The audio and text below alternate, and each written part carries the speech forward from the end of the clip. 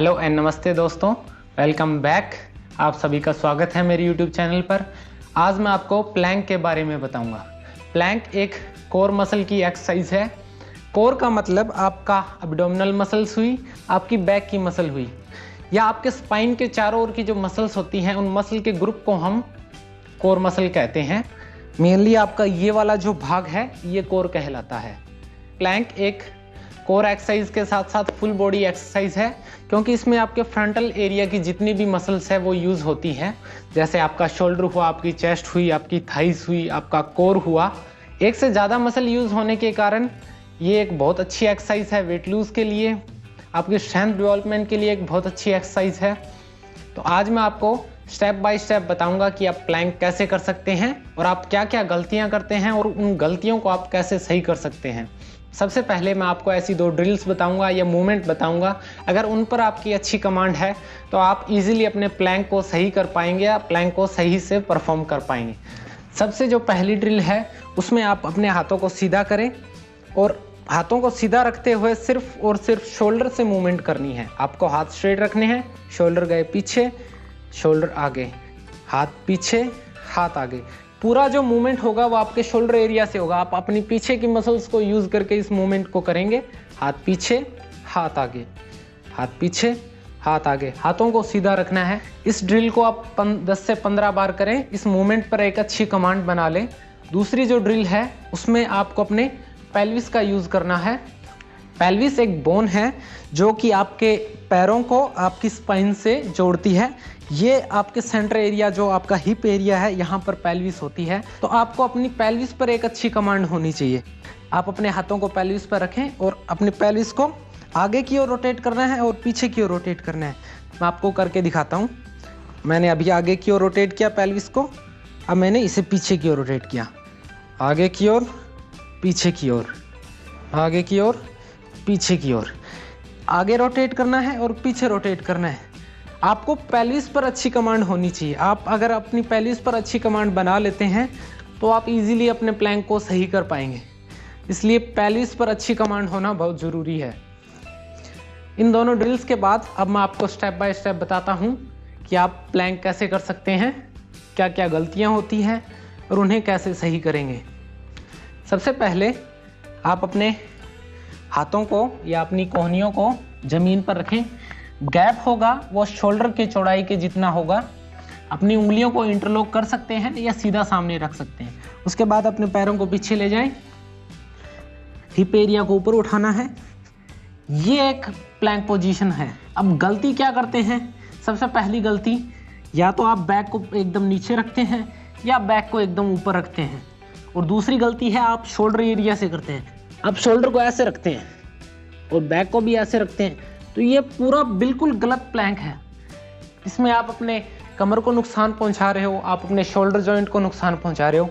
इसे सही करने के लिए जो अभी मैंने आपको जो दो ड्रिल्स बताई थी वो काम आएगी। सबसे पहले कोहनियाँ रखी, कोहनियाँ और शोल्डर एक लाइन में होंगी और आपको शोल्डर को यूज़ करके, शोल्डर मसल को यूज़ करके ये जो है भाग आपकी जो बॉडी है इसको ऊपर रखना है। इसको नीचे नहीं रखना, ये नहीं रखना। यहाँ आप अपने शोल्डर जॉइंट पर प्रेशर डाल रहे हैं। आपको अपने शोल्डर की मसल्स को यूज़ करना है। तो आपने शोल्डर को ऊपर उठाया, अपनी बॉडी को ऊपर उठाया। अब अगर आप यहाँ गलती कर रहे हैं, आप ऐसे मूवमेंट रखते हैं, इसको नीचे रखते हैं, ये मूवमेंट है, शोल्डर आपने सही कर लिया और सेंटर बॉडी से अगर आपकी ये मूवमेंट है तो आप अपनी बैक को नुकसान पहुँचा रहे हो। यहाँ आपको मैंने पेल्विस मूवमेंट बताई है, उस हिसाब से आपको पेल्विस को पीछे की ओर घुमाना है और थोड़ा सा ऊपर उठाना है। यह हुआ आपका परफेक्ट प्लैंक। अभी जो मैंने दो तरीके बताए हैं जिसमें आपको अपनी बॉडी को पीछे की ओर पुश करके रखना है, पेल्विस को पीछे की ओर रोटेट करके रखना है और मिडिल बॉडी को या जो आपका हिप एरिया है या पेल्विस एरिया है उसको थोड़ा ऊपर रखना है। ये प्लैंक आपका जैसा भी आप प्लैंक करते हो उससे आपको थोड़ा हार्ड लग सकता है, क्योंकि आप इसमें पूरी मसल को यूज़ कर रहे हो और इसी का ही फ़ायदा है। अपने को क्वालिटी पर वर्क करना है, क्वांटिटी पर नहीं। मान लो आप एक रॉन्ग पोजीशन में, ये पोजीशन है जिसमें आपने शोल्डर जॉइंट पर प्रेशर डाल दिया, बैक पर भी प्रेशर डाल दिया, यहाँ आप अपनी लोअर बैक को हार्म पहुँचा रहे हो और आप अपने शोल्डर जॉइंट को भी नुकसान पहुंचा रहे हो। मान लो आप इस प्लैंक पोजीशन में 2 मिनट तक भी होल्ड कर लेते हो, पर इसका फ़ायदा नहीं होगा, इसका टाइम के साथ आपको नुकसान ही होगा। तो आपको परफेक्ट पोस्चर पर वर्क करना है। इसके लिए शोल्डर को ऊपर की ओर पुश किया, पेल्विस को पीछे की ओर रोटेट किया, हिप जॉइंट को थोड़ा सा ऊपर उठाया और पंजे हैं वो आगे रखने हैं। ये होता है परफेक्ट प्लैंक। अब मैं आपको इसके रिग्रेशन और प्रोग्रेशन लेवल बताता हूँ कि अगर आपसे ये जो नॉर्मल प्लैंक है आपसे नहीं होता या आप इसमें होल्ड नहीं कर पाते, आपका पोस्चर गलत होता है, तो मैं आपको इसका एक रिग्रेशन लेवल बताता हूँ। पहले आप उसकी प्रैक्टिस करें। उसमें क्या करना है, आपको एल्बो और शोल्डर एक लाइन में रहेंगे। आप अपने घुटनों को ज़मीन पर रख सकते हैं और इस लेवल पे प्लैंक को कीजिए। शोल्डर ऊपर, पेल्विस रोटेट और आपकी जो पेट की मसल्स हैं उनका यूज़ कीजिए और इस पोजीशन में होल्ड रखें। जब आप इस पोजीशन में 30 से 40 सेकंड होल्ड करने लग जाएं, उसके बाद आप अपने पैरों को उठा सकते हैं, पेल्विस को रोटेट, थोड़ा ऊपर, शोल्डर पुश। ये है परफेक्ट प्लैंक, जहाँ आपको शोल्डर को यूज़ करना है, पेल्विस को रोटेट करना है ताकि आप अपनी पेट की मसल को अच्छी तरह यूज़ कर पाएँ। जब आप नॉर्मल प्लैंक में भी 40 से 50 सेकंड या 1 मिनट तक होल्ड करने लग जाएं, उसके बाद आप हाई प्लैंक भी कर सकते हैं। हाई प्लैंक में आपकी थोड़ी आर्म स्ट्रेंथ चाहिए।